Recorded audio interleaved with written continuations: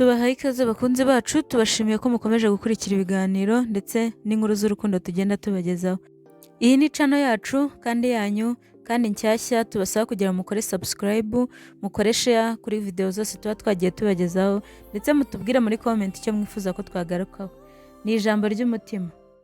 Kuri channel yacu ijambo ry'umutima rero tubagezaho ibiganiro bitandukanye, inkuru z'urukundo zagiye ziba zasize amateka kandi zikatwigisha. Ndetse tubagezaho n'ibiganiro bigendanye n'ubumenyi rusange, icyo wagenderaho kugira ngo ubuzima bwawe bugende neza. Tubahaye ikaze rero kandi tubasaba kugira ngo mubane natwe kuva dutangiye kugeza dusoje. Uyu munsi tugiye kuvuga ku kintu buri wese afite, ariko abantu bake cyane nibo bakizi: amaraso yabo cyangwa se amaraso yacu. Ugeze wibaza impamvu bamwe bagira imbaraga nyinshi, abandi bagakira vuba igihe barwaye, abandi bakagira amaraso atangwa ku bandi. Ese ko ubwoko bw'amaraso yawe bushobora kukubwira byinshi ku buzima bwawe, imbaraga zawe n'uko ukwiye kurya cyangwa gufasha abandi, waba ubizi? Reka tuvuge ibyo abantu benshi batazi ku bwoko bw'amaraso yabo. Ubundi tugira amaraso ya A, tukagira amaraso ya B, tukagira amaraso ya AB, tukagira n'amaraso ya O. Ese wari ubizi? Urabe maso kuko iyi nkuru irimo ibintu biri buze kugutangaza ndetse biri buguhe n'ubumenyi rusange. Reka dutangirire ku bwoko bw'amaraso. Ese ubundi ni iki? Ubwoko bw'amaraso ni iki? Mu buzima bwa muntu amaraso yose si amwe.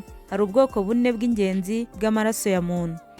Hari ubwoko bwa A, tukagira n'ubwoko bwa B, tukagira n'ubwoko bwa AB ndetse n'ubwoko bwa O. Ubu bwoko bw'amaraso rero tugarutseho haruguru butandukanwa n'uko cells zacu cyangwa se blood cells zubatsweho protein z'ubwoko bwose cyangwa se zitwa antigens. Izo antigens rero nizo zemeza niba amaraso yawe ari A cyangwa se ari B cyangwa ari AB cyangwa ari O. Ndetse ushobora no kuba positive cyangwa se ukaba negative. Urugero, ukaba ufite A positive cyangwa se A negative.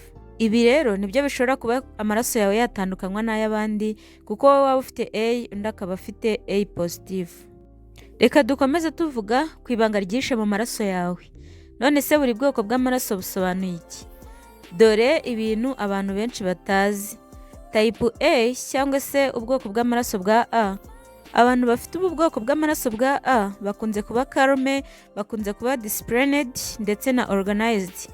Mu buzima bwa buri munsi baritonda kandi bakunda ibintu biri ku murongo. Abashakashatsi bavuga ko usanga ubwoko bwa A abantu bafite stress nyinshi, ariko bakamenya kwihangana. Ibifungurwa byabo byinshi cyangwa se ibyo bakunze kurya ni imboga, imbuto n'ibiryo bitarimo amavuta menshi. Bivuze ko abantu bafite ubwoko bwa A ntabwo bakunze kuba bakunda amavuta. Reka dukomeze ku bafite ubwoko bwa B cyangwa se type B. Abafite ubwoko bwa B ni abantu b'abahanga cyane ndetse bafite imbaraga nyinshi mu gukora ibintu bitandukanye kandi bakunda kuganira. Abantu bafite B barangwa n'umutima woroshye, ntibakunda guhuzagurika, bashobora gufata amafunguro yose ariko bakirinda ibiryo by'ubuki cyangwa se iby'amavuta menshi. Reka dukomeze ku bafite type AB cyangwa se abafite ubwoko bw'amaraso bwa AB. Aha ho ni mix y'ubwenge ndetse n'umutuzo. Ni ukuvuga ngo baba bavangavanze ubwenge ndetse banatuje.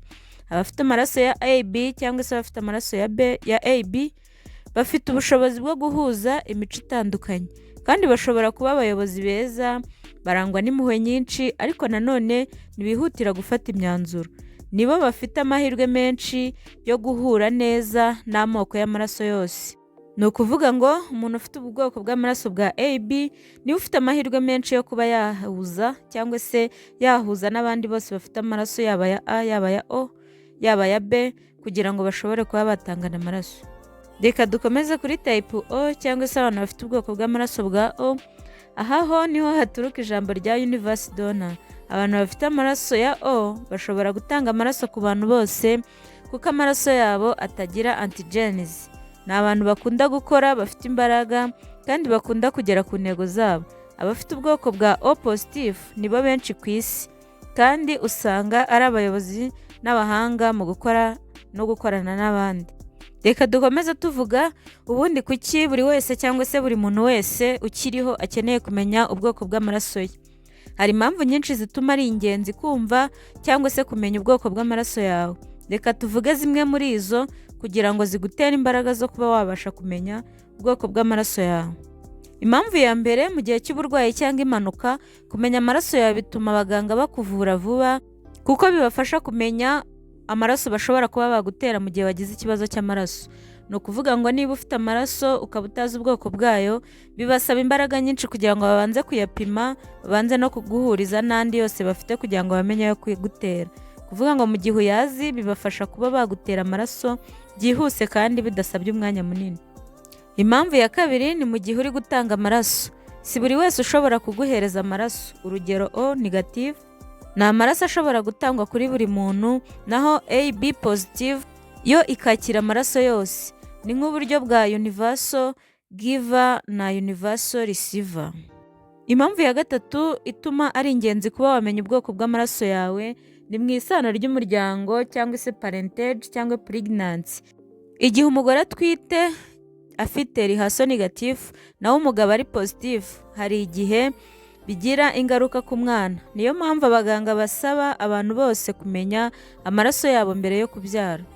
Ibi bituma iyo abaganga basanze mutandukanyije muri ubwo buryo kandi muteganya kubyara, hari amaraso yandi babatera bikabafasha kuba mwazabyara umwana udafite ikibazo.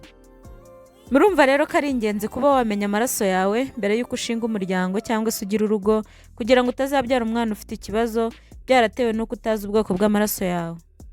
Reka dukomeze ku mpamvu ya kane. Mu buzima bwa buri munsi, amaraso yawe ashobora kugaragaza uko umubiri wawe wakira indwara, stress n'ibiryo.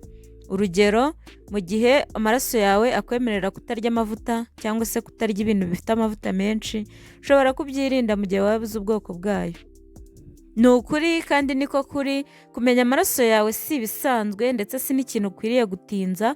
Ni kimwe mu bintu bikwereka uko umubiri wawe wubatse by'ukuri. Ni ingenzi rero kuba wagana ibitaro cyangwa se abaganga bakwegereye, ukaba wabasha kumenya ubwoko bw'amaraso yawe.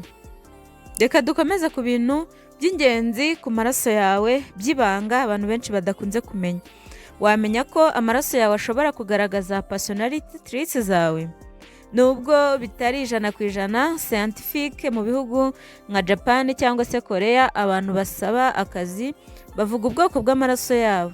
Ibi bivuga ko bitewe n'ubwoko bw'amaraso ufite, hari akazi udashobora guhabwa muri ibyo bihugu kuko baba bagereranya na personality zawe, bakumva ko bitazahuza n'akazi bashaka kuguhereza. Dore ibivugwa mu bushakashatsi bigaragaza personality zawe n'ubwoko bw'amaraso uko bigiye bihura ndetse n'uko bigiye bitandukanye. Bavuga ko type A cyangwa se ubwoko bw'amaraso bwa A bashyira mu bikorwa neza ndetse bakaba bari planned. Ni ukuvuga ngo ibintu byabo babikurikirana neza kandi bakabisoza neza. Abo ni abafite ubwoko bwa A. Naho abafite ubwoko bwa B bavuga ko bafite ubuhanzi ndetse bakunda creativity. Kuvuga ngo bifitemo ibintu byo guhanga cyangwa se kuzana utuntu dushya mu kazi. Bagakomeza bavuga ko abantu bafite ubwoko bwa AB bafite ubwenge buhuza ibintu bitandukanye. Ni ukuvuga ngo niba bakeneye umukozi ufite iyo creativity cyangwa se ufite iyo personality, bafata ufite ubwoko bwa AB. Bagakomeza bavuga ko ufite ubwoko bwa O ko bo ari abizerwa ndetse bayobora abandi kandi bagakunda gutsinda. Ibyo rero babigenderaho batanga akazi. Mwibuke ko aha ari mu bihugu bya Japan ndetse na Korea. Hari n'abavuga ko ubwoko bw'amaraso bufitanye isano n'uko ukunda cyangwa se n'uko ugenda ukunda, ubwo turi kuvuga mu rukundo. Bavuga ko abafite ubwoko bwa A bakunda mu buryo bwitondeye cyangwa se iyo bagiye guhitamo uwo bakunda barabyitondera. Naho abafite ubwoko bwa B bo bakunda bitangaje. Bivuze ko uburyo bakundamo bitangaza benshi. Abafite ubwoko bwa AB bo bagakunda mu bwenge kandi bashyizemo ubushishozi. Muri make bagiramo rutangira mu gukunda kwabo. Abafite ubwoko bwa O bakunda cyane ariko batifuza kubabazwa. Kuvuga ngo iyo wabaje umuntu ufite ubwoko bwa O bimubera imbogamizi ndetse bikazamusigira igikomere kidashira. Ibi byose ndetse n'ibindi twagarutseho haruguru nibyo bituma abantu benshi bagira amatsiko ndetse bakumva bakeneye kumenya ubwoko bw'amaraso yabo. Niba nawe ukeneye kubumenya, inama twakugira ni ukwegera ibitaro cyangwa se ikigo nderabuzima kikwegereye, ukaba wamenya ubwoko bw'amaraso yawe ukamenya n'uko witwara. Reka dukomeze tugana ku musozo, ariko mbere y'uko dusoza reka tubanze tuganire. None se wowe uzi ubwoko bw'amaraso yawe? Niba ubuzi ni byiza, niba utabuzi kandi icyo usabwa ni ukubumenya. Kumenya ibyo bintu by'ingenzi biragufasha kumenya uko wakwitwara mu buzima bwawe, uko wagira ubuzima bwiza n'uko wagira umutuzo.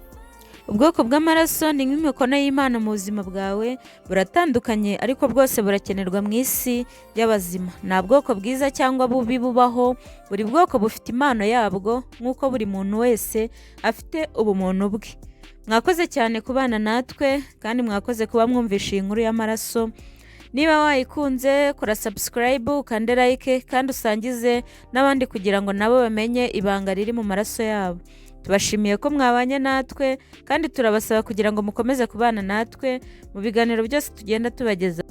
Mwibuke iyi ni ijambo ry'umutima, where knowledge meets the life.